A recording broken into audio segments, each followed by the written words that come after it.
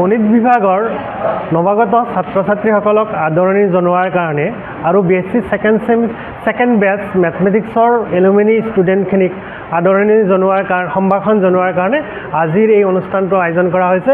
এইবাৰ আমাৰ মহাবিদ্যালয়ৰ গণিত বিভাগৰ পৰা প্ৰায় 7 গৰাকী ছাত্ৰ ছাত্ৰীয়ে অসমৰ বিভিন্ন বিশ্ববিদ্যালয়ত গুৱাহাটী বিশ্ববিদ্যালয়, কটন বিশ্ববিদ্যালয়, ভট্টদেৱ বিশ্ববিদ্যালয় আৰু আৰ্য মহাবিদ্যালয়কে আদি কৰি অসমৰ উচ্চ মানদণ্ডৰ বিশ্ববিদ্যালয়ত স্থান পাবলৈ সক্ষম হৈছে।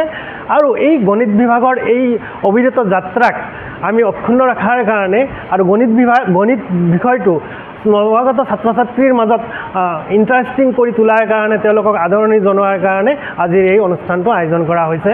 আৰু গণিত বিভাগৰ আৰু এই অনুষ্ঠানটোৰ জৰিয়তে সমাজৰ বিভিন্ন স্তৰত গণিত বিভাগৰ প্ৰতিপন্ন কৰাৰ কাৰণে গণিত বিভাগৰ জনপ্ৰিয়তা বৃদ্ধি কৰাৰ কাৰণে এই অনুষ্ঠানটো আয়োজন কৰা হৈছে।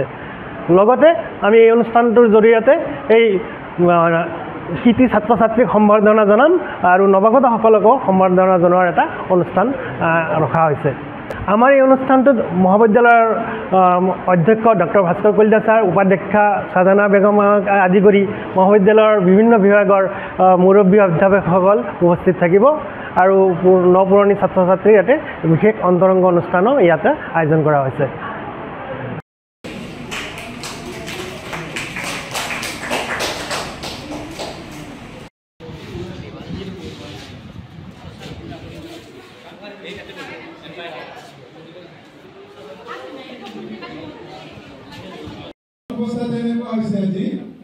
ইমান ধুনীয়া ধুনীয়া বক্তব্য তোমালোকে শুনিছা। আমাৰ দেৱান ছাৰ, আমাৰ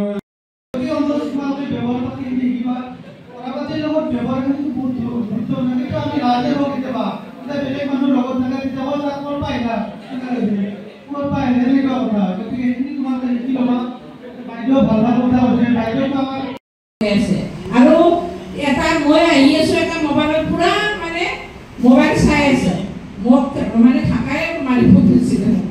কিন্তু মই এটাই অনুৰোধ কৰোঁ তোমালোকক যাতে মোবাইলটো বেছি ইউজ নকৰিবা আৰু আহা তোমালোকে গণিত বিভাগত আমাৰ 6জন